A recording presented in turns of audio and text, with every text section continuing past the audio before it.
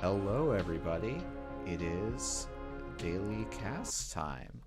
I'm joined by two fantastic guests, DoomRat and Thike, and I will have them say hello quickly in that order.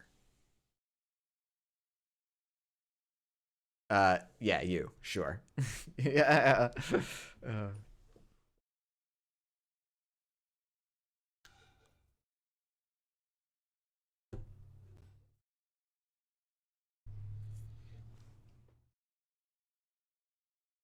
cool. Keith or Thike, would you like to introduce yourself? Oh, actually, hold on. I'm sorry. You guys are. I'm not rooting you through to the stream yet. All right, Doomrat, I'm going to have you introduce yourself again now. All right. So I'm DoomRat. I'm a Netrunner player from Houston, Texas. I've been playing since about 2013. All right, Keith. I think we're good now. So if you want to introduce yourself. All right. Hey, I'm Thike or Keith. We can use Keith for today. Um, I am a member of the development team with Null Signal. I've been playing the game since the beginning of the FFG release. Very cool. That beats me by a good number of years. So yeah, Simple the Onion saying let's get some quick introductions so we can get to the core of the topic. I think we'll probably I think as we go through this cards, I'm going to have some questions for you, Keith, as one of the not the lead designer or even the lead developer, but one of the developers and designers on this game, kind of about this. But there's a lot of cards to get through today, and let's get started. I think maybe if you guys are Yeah, good I'm with that. excited for everyone to see these cards. All right. Well, first up, we got oh, and of course we just looked this up, and the pronunciation immediately left my head. You said it was. Thule. Thule,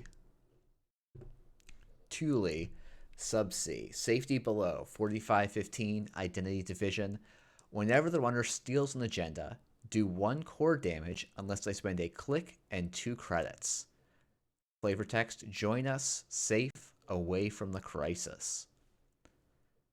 So this is quite the ID. I think a lot of people were expecting a DRes ID, but this is not that.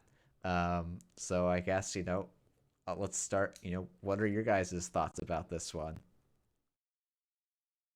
Um, my immediate thought is I love the art. Like the art on this one is sick, but also Argus was always popular, and this is sort of like Argus. Like if Argus made all your agendas into IK or Ikawa project. Yeah. I think this is a nice little spin. Like it is sort of what if you did Argus, but in HB. Instead of taking a click and a click and 2 credits is basically the cost of a tag, right? And so then it says, well, HB is going to do a core instead of 2 meat damage. So that's kind of neat. Yeah, I'm really excited seeing the art on this too. It's been the text I'm very used to because this stayed very similar through most of playtesting, and but it's really cool seeing these cards with all the attention the narrative and visual teams have put into them. Yeah, the amount of detail on this ID is actually stunning.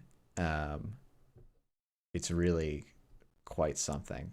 Uh, I'm blown away by it. I love this like sinister building, like a shark sticking out of the side of the like a crevice in the ocean. I think is super cool. Yeah, say what you will with the legacy of Bioshock. I am not tired of ominous undersea arcologies yet. So like this is obviously a huge. I mean, it's like it's very different from the HB that Null Signal has been doing for a while, right? Which has been like really efficient cards. This is a bit of a different direction. Yeah, I'll say HB has regularly been one of the factions that is the hardest to design for because when, I mean, in the past, all of the successful designs for them have been efficiency focused, and you end up with a really bland and effective faction when you just make their identity efficiency. So this is sort of our first shot at trying to do some other things with them. Show that they are still an evil megacorp that will hurt you if you get in their way. Yeah, like, I will quickly, because I have the technology, briefly show Cybernetics Division the I would say FFG's attempt to make a non-Biroid, non just good stuff HBID in this kind of core damage vein. And it didn't give you a core damage directly, but it did to some extent implicitly. But I think this is I think, it's fun. I remember going up to a tournament one time in a more rural part of the US, and like it was a bunch of people coming from the Boston meta up to some other meta, and we all just came in like super try hard playing. I think at the time that was maybe right around, like, I think that was Stabby Max meta, for those of you who remember that deck. And so a bunch of us showed up with that and like MT and things like that, and then we showed up and everyone there was on Cybernetics Division because they just kind of like loved that play style. And I wouldn't be too surprised if Thule is going to end up in that direction, kind of, where like this is some players' like favorite HB card in the world. And for people like me who love playing Asa, maybe not my favorite, but that's okay. Not every card has to be for me and no one else. Oh yeah, I get that. Definitely. The entire history of me playing Netrunner can be tracked through which ID I am hyper-focusing on at the time, going from Nasir to Blue Sun to eventually Adam. And we definitely had at least one playtester that this is mostly what they tested because this was 100% their jam, and we know there are going to be people like that for this kind of strategy. Yeah. I should have, if I had known that we were going to get all of these cards out today, I would have tried to have them on, but I'll see if we can get them on later, or maybe one day I'll get Dev to let me do a play testing retrospective, and I can grab some play testers for that. I do want to also quickly shout out to just Rob calling out in chat. Importantly, this is when the runner steals an agenda, not as a additional cost to stealing that agenda. So you will always be paying one of these. You don't get to be like, oh, I didn't want to see this agenda then. So yeah. Very quickly, Endosymbiote. I don't like, as as playtesters, like, we're not supposed to talk about exactly what we did and didn't test for a variety of reasons. So I appreciate the question, and but we can't really go into details, I think, too much about exactly what we did and didn't test. And you also have to remember, like, there's a lot of cards that people haven't seen yet, that we had to that were being tested in the context of. I don't know if either of you have other thoughts on that real quick, but I think it might be worth to move on to some of the other cards as well. But yeah, I think I have a little more purview to say things as Dev, not a playtester, but for the most part, yeah, we want to let you try these things, and as you move through the other cards, it'll be some of the play styles will become a bit more evident. yeah, so I think maybe we're just gonna go. I thought. Oh, actually, I should also say before I get any further, if people haven't watched Sokka's stream, because of the Thule, Thule, is and I forget what the other Nightmare Archive were spoiled on the Null Signal game site. The other cards we're going to talk about were all spoiled by Sokka on his stream, which just finished up. Please, please, please go back and watch Sokka's stream. Subscribe to his YouTube channel. He puts out fantastic Netrunner content. And so I don't want people coming to this stream in lieu of giving Sokka his desserts in terms of viewership and subscriptions. So there'll be a link in the description if you're watching this on YouTube, and maybe I can post it in the chat or someone else can grab it for me, his YouTube channel. But yeah. Yeah, go watch Sokka's stuff. He's great, and you can learn from the best. Yeah, I mean, we are very lucky to have the best Netrunner player in 2022 making videos about playing. I think Sokka is undisputedly the best player this year, and it's not even particularly close. With that said, let's go to one of the. I think Sokka did this in a really nice order, but we're gonna go in card number order because that's just easier for me. Um, so he ended with this card, but I think this card is in many respects a card that the idea is almost designed in mind with, which is Ontological Dependence, a 4/2 research agenda, and it says this agenda gets -1 advancement requirement for each core damage the runner has taken this game. And then the flavor text: bend the minds of those below you such that they will always need you, and loyalty is assured forever. Yeah, I agree that this card is just gonna kind of make the archetype. I think because like normally you need like 3-4 core damage before you're really like actually putting pressure on the runner to like with it before, but this like makes 1 or 2 core damage right into a win condition. Yeah. Oh, go ahead, Keith.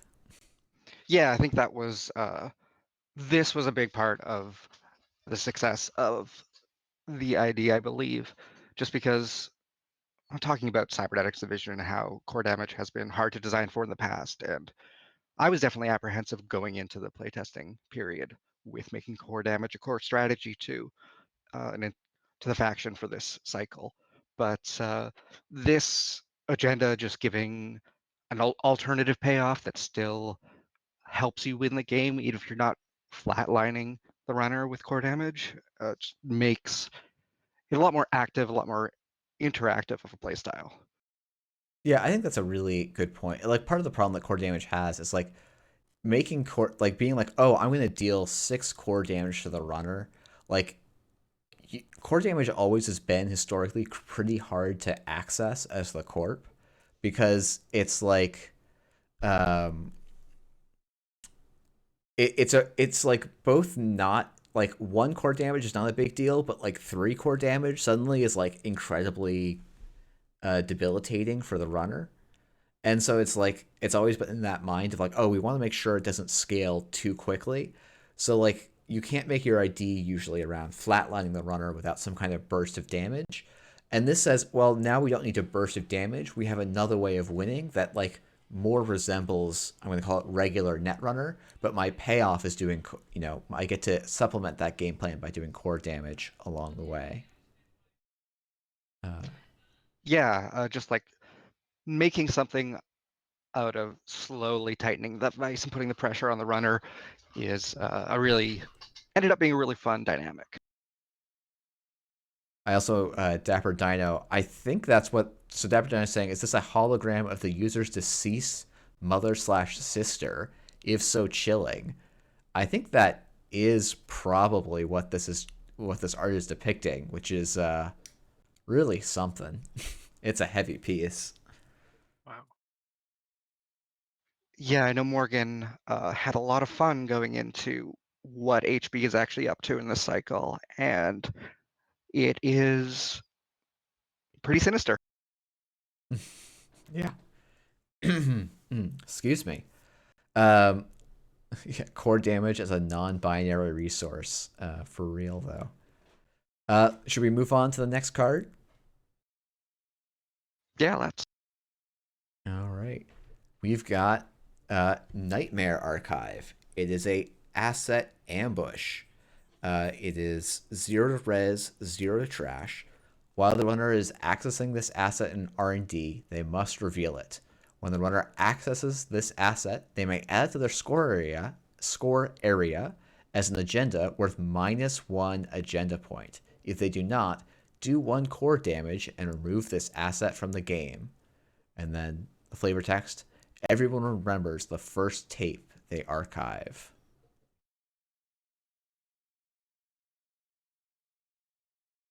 So the thing that immediately jumps out to me about this card is like it looks like News Team, but this one actually goes away if you do the bad thing on it, which like in terms of play experience, I much prefer to News Team because like News Team you just have to take it or go tag me a lot of the times, but this one you can actually think about what you're going to do. Yeah, but it's worth saying that both the effects here are a little more permanent than tags are. You're going to have that -1 point or that -1 hand size. Yeah, that is a notable difference. But yeah, these two cards are pretty clearly in parallel with each other.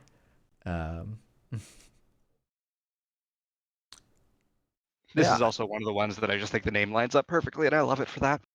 Yeah, the art on this card is another like stellar Kira Win like architectural evocative piece that like feels plausibly real world futuristic, but also is like dripping with flavor and intentionality and doom. So Yeah, this one reminds me a lot of the big industrial pyramids in the Blade Runner movies.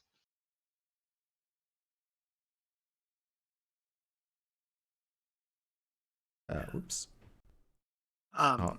So is this like thematically, is this literally an archive of people's nightmares? Because that's kind of like that's what I'm kind of envisioning. Like you access it and it's like playing, but like you access and it just plays back other people's worst nightmares for the runner.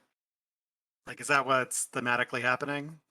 So I will say I'm not on the narrative team, so I am not always on top of what they're aiming for with this, but I do know that HB records on their brain tapes all sorts of experience from every part of life, and can find a use for all of them, ideally.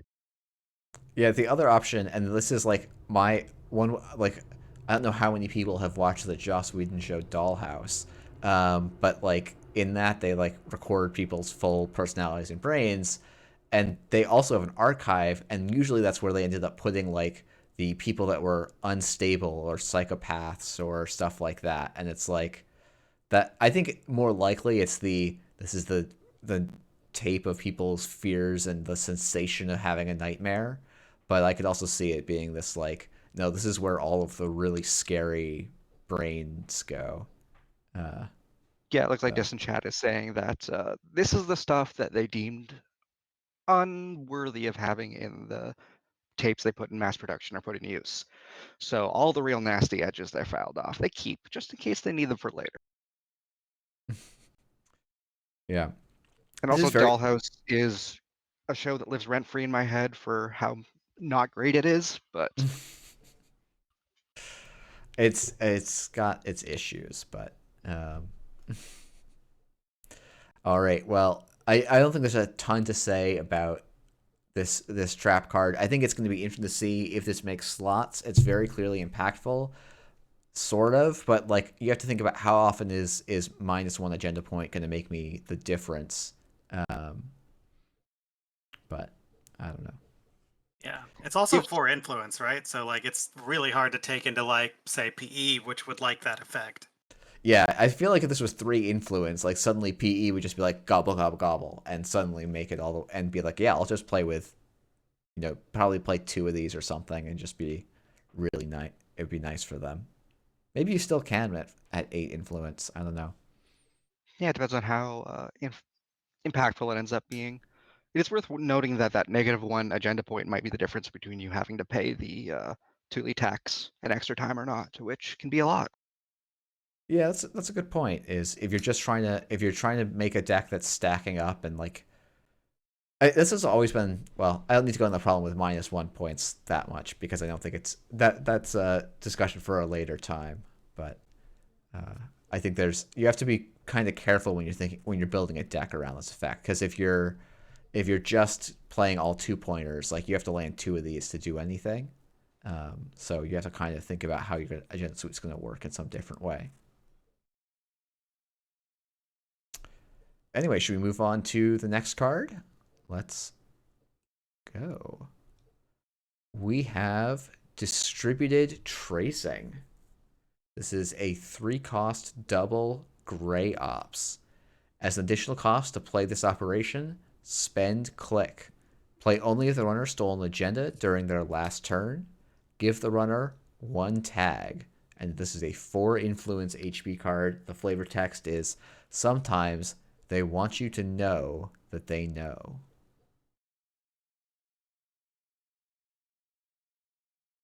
How do you feel about this one, DoomRat? Well, I don't. My immediate thought, without referencing other cards, is that HB doesn't really have anything to do with tags in faction yet. Um, but I don't know how to talk about this one without talking about the next one. Yeah, maybe you know what? Let's just pull up the next one really quick, because they do kind of Sounds go good. together.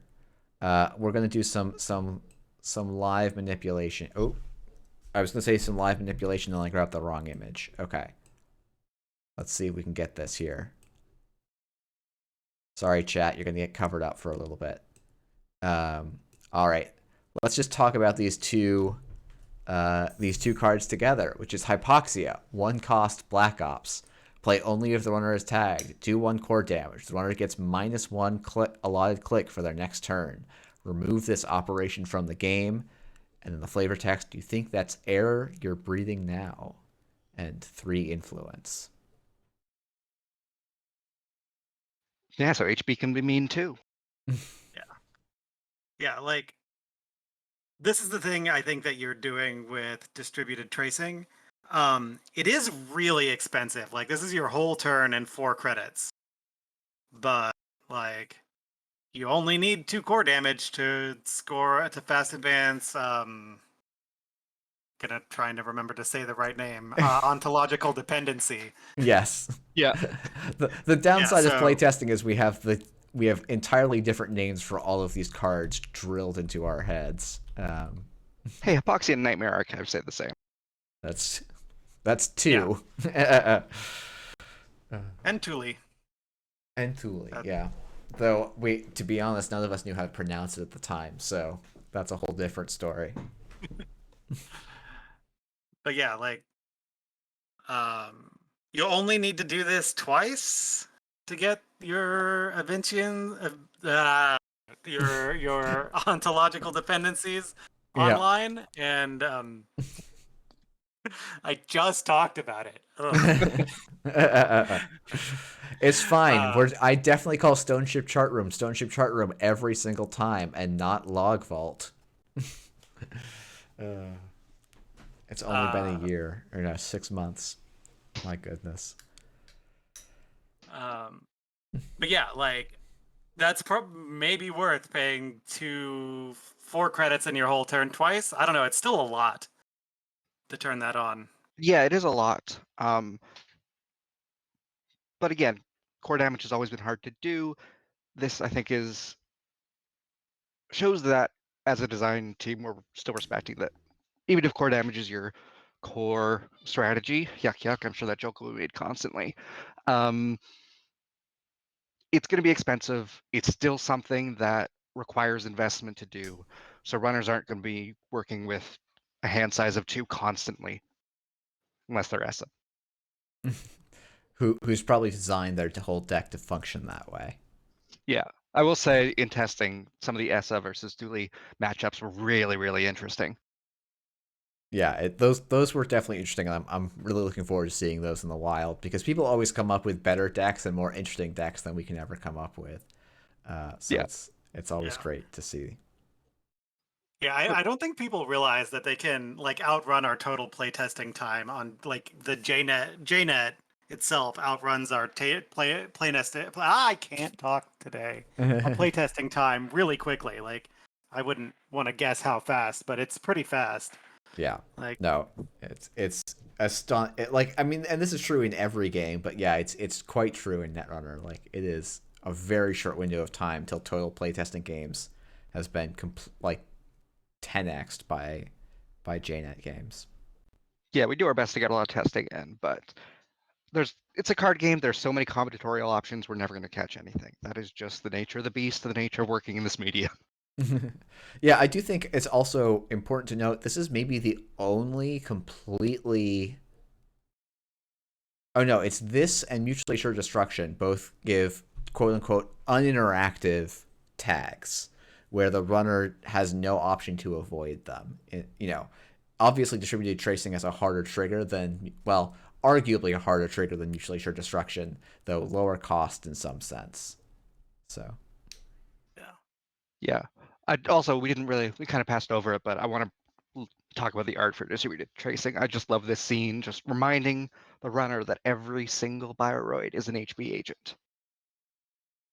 Yeah, that's like such a intimidate. Like it's always one of those weird things about the setting where it's like, oh yeah, one company controls one half of all workers in the world, and then another company controls the other half. Like it's quite the setting. So Yep. And also, I've seen some talk about people being confused that we're bringing tags into HB, and I kind of want to touch on that right now. It is a philosophy of the design team that if something is in the core rules of the game, every faction should be able to interact with it. That's why we're okay with non-anarchs having viruses. All corps can purge, so that should be part of the game.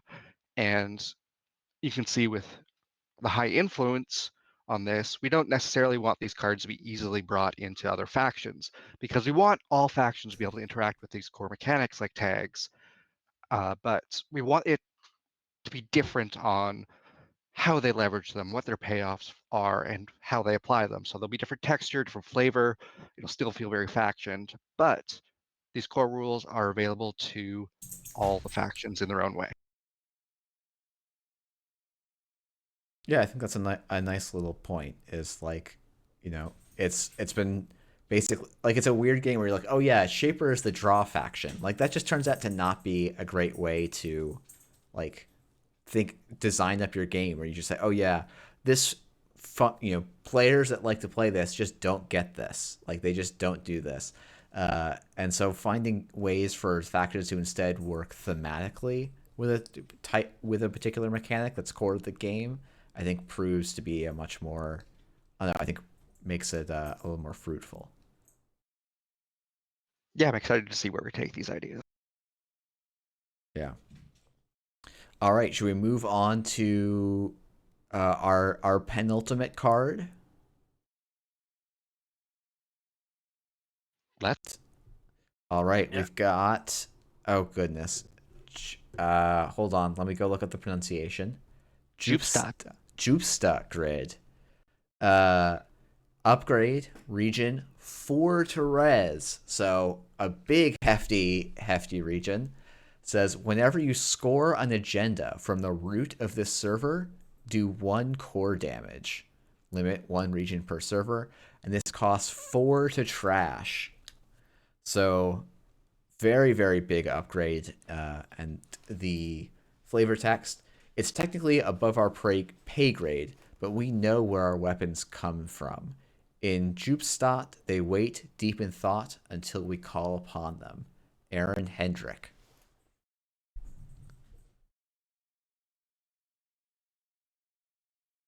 So, quick thoughts. I mean, once again, are absolutely banging on this card. But I think also. Yeah, Oh, go ahead. Oh yeah, I was gonna say I think you were saying the art is really great, but like I love these undersea pictures. Like it's just really cool looking. On to what the card actually does.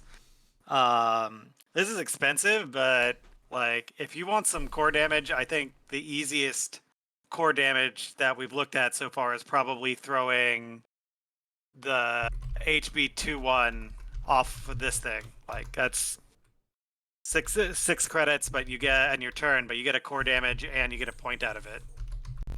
Yes. Yeah, and once you get enough core damage, then you've got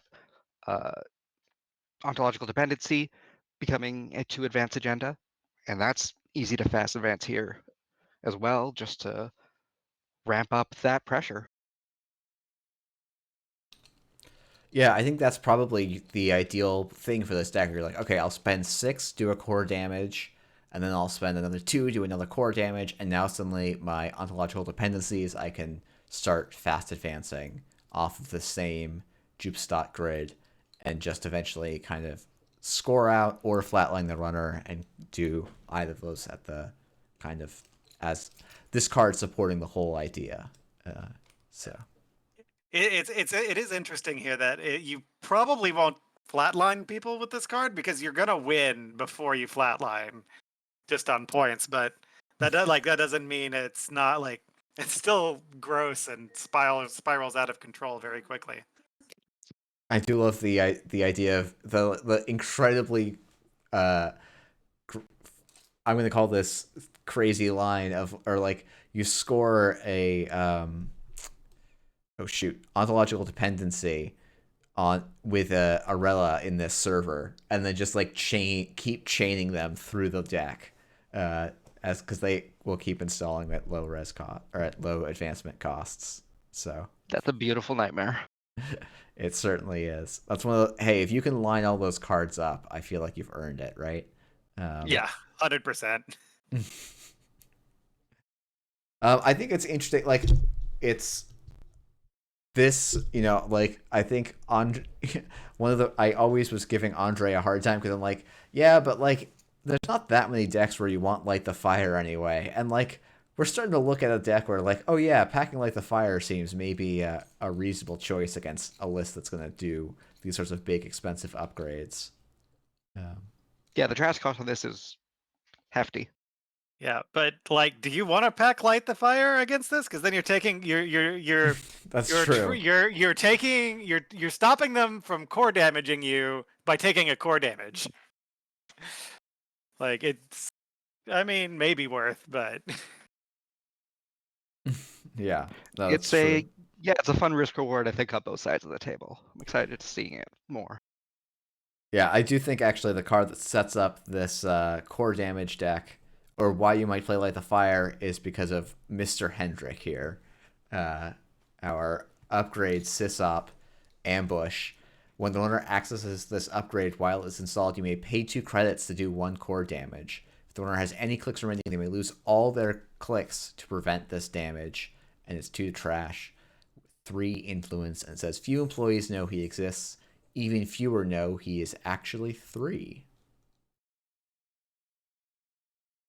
So this is maybe, probably the server you'd love to have if you could make whatever server you could want. It would probably be a Jupstot grid protected by 1 or 2 of the Hendricks brothers. Just to make it so that the runner... Oh my goodness. Stream is really... Everything's fighting me. There we go. Okay, well, now that's going to bother me because it's slightly off. Oh, come on. Let me move this. Sorry. Why don't you guys talk while I be a little bit OCD? yeah, like, my immediate thought on Mr. Hendrick is like, trying to steal an Iqua on top of this card is awful.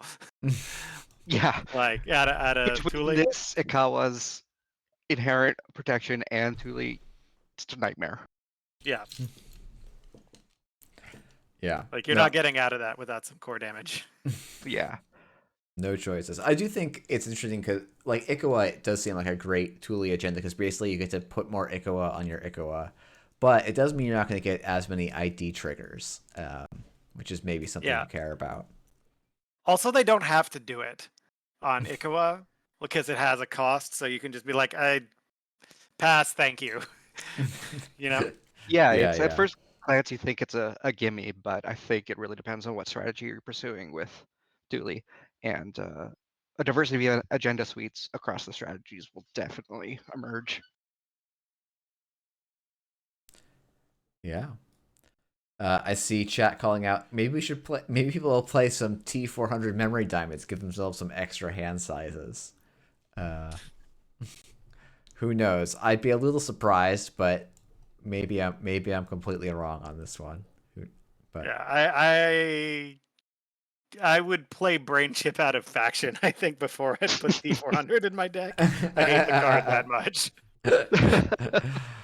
Oh my goodness. I mean, I don't really disagree, but yeah, I'll say I had some very funny games against Thule in testing. Playing Adam is just like a baseline I use as a good stuff deck I know well, but just stealing stuff, taking core damage, and then getting bigger hand size, and just being a very weird balance. Yeah, just immediately undo whatever the corp just did. Yeah, but I could be at 5 hand size with like 4 core damage, and then their ontological dependencies are 0/2s. Yeah. Like, on the one hand, you turn it off, but on the other hand, they still get the benefits. Mhm. Yeah. Yeah, so this is quite the set of cards. It's a very, as you talked about a little bit, Keith, at the start, like this is a bit of a different direction for HB. Um, I think it'll be interesting to see how this actually lands in the wild. I think there's quite a lot of different uh, options for these decks. Yeah, I'm excited to see what happens. This is pushing the faction in a direction we haven't taken it yet. FFG tried for a bit, but I'm pretty happy with how they turned out in testing. And it was, like I said earlier, something I was skeptical at a first glance because it's been unsuccessful in the past, and that it's been either too weak or when it does work, it's just not fun to play again. And I hope we found a good balance, and I hope everyone enjoys playing both with and against these. Yeah, I really like that most of these cards encourage scoring. So like that's like the thing I would have liked not to see out of a core damage deck is just prison. So I feel that's like we avoided that here, but Yeah, you something always like think that, and then someone builds a new prison deck.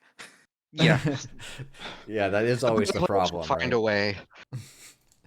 Prison is like, oh shoot, yeah, I think you even hit it, and I like immediately forgot, but I don't know.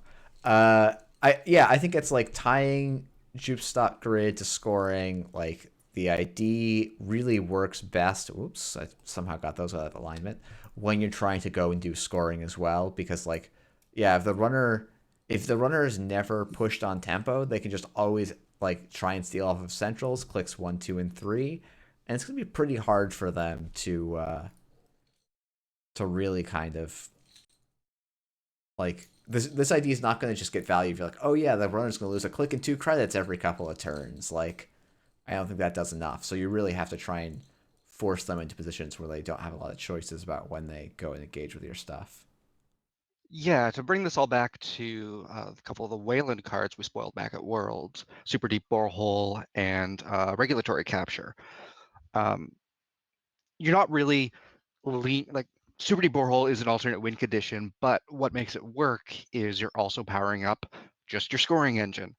And I think that's like a way of expressing our philosophy that we want Corps to be proactive, and like one of the keys of Corps being proactive is scoring agendas and working towards their 7 points. So being able to have these alternate conditions that also play into scoring agendas and getting points helps you keep the game moving forward and giving some momentum to the game.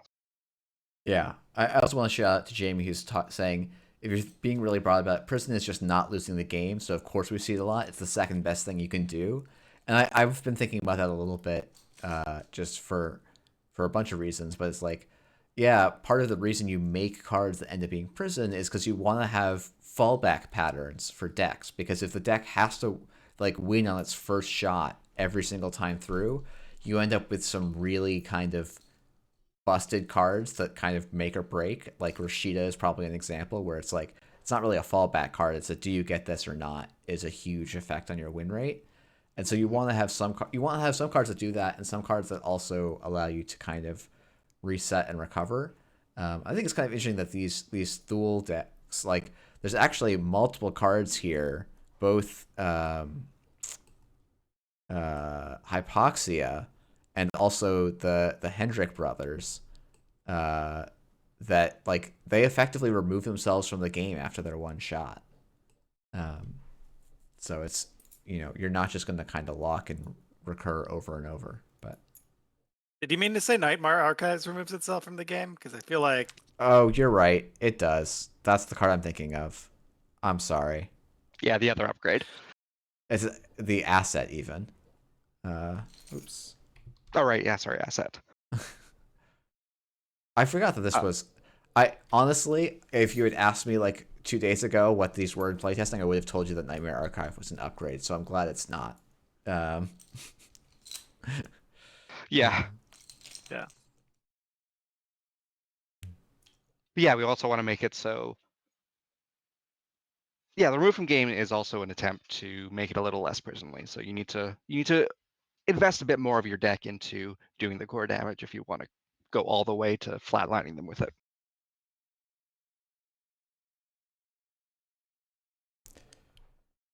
Cool. I guess we've actually hit all the cards. We've mostly stayed on schedule, which is pretty shocking. I now that we've seen the whole set, I guess DoomRat, do you have any thoughts about this package as a whole? I think there's a deck here. I don't know if it'll be like real good, but I think someone said it earlier that this will be somebody's favorite ID, and that's exactly what I'm expecting. Every play group is gonna have that Thule player, and that's what they bring every week. And yeah, that's what I'm expecting from this.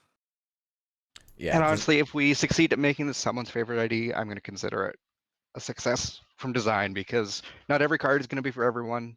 It's a big game. There's a lot of people playing, and I think there's no higher compliment than a design being someone's favorite card in this already great game. So yeah, looking forward to seeing what people do with it and where people land. Yeah, no, I think that's a I saw them be like, oh, I don't know who's gonna be happy about this. And I'm like, I know there's so many people I know that are gonna have a lot of fun playing with this ID, and like building a sea monster deck and just going, haha, nom nom nom. I got all your, Yeah. I got your brain, I got your core.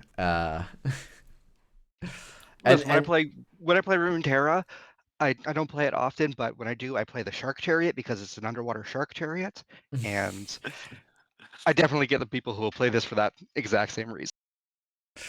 Yeah, yeah, and it's I think it's if we actually when you stop and think about it, it's like yeah, the runner has interaction points with a lot of these cards and can make good decisions, and they in many cases line up against already good play patterns. So I don't think this like needs to be like this isn't gonna like I know I saw people freaking out like oh everyone's gonna have to pack Caldera and I'm hopeful that that's not going to be the case, but it's definitely an option if you have someone who's gonna be if you know someone's gonna be bringing Thule every single day every single week at your GNKs.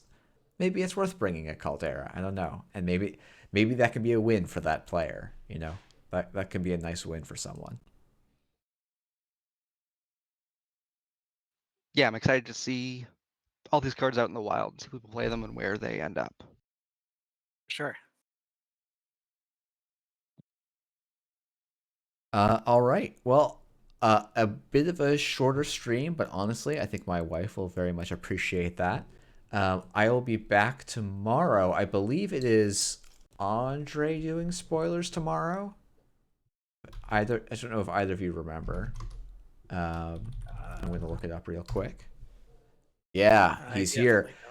So he's gonna actually be on the stream tomorrow with a daily cast, along I think with Patrick as well. So we'll be doing a go over of his cards. I think they should be a lot of fun. Today's cards were a lot of fun. Yesterday's cards were a lot of fun. I think this is looking like a good spoiler season so far. So and Yeah, very I'm really core proud packing. I'm really proud of where this set ended up, and I think we've done good work, and I'm looking forward to seeing all the reactions over the coming days. Yeah, me too. Yeah. All right. Well, once again, I want to shout out Sokka's stream. Please, please go check it out if for some reason you haven't. It's he does fantastic net owner content, and his spoiler stream was no different. And I want to thank DoomRat and Keith once again for coming on. So thank you, and thanks everyone in the chat for coming by. It's great to have you all coming along. Thanks for having us. Yeah, it was fun. All right. Have a good night, everyone. See y'all. Enjoy spoiler season.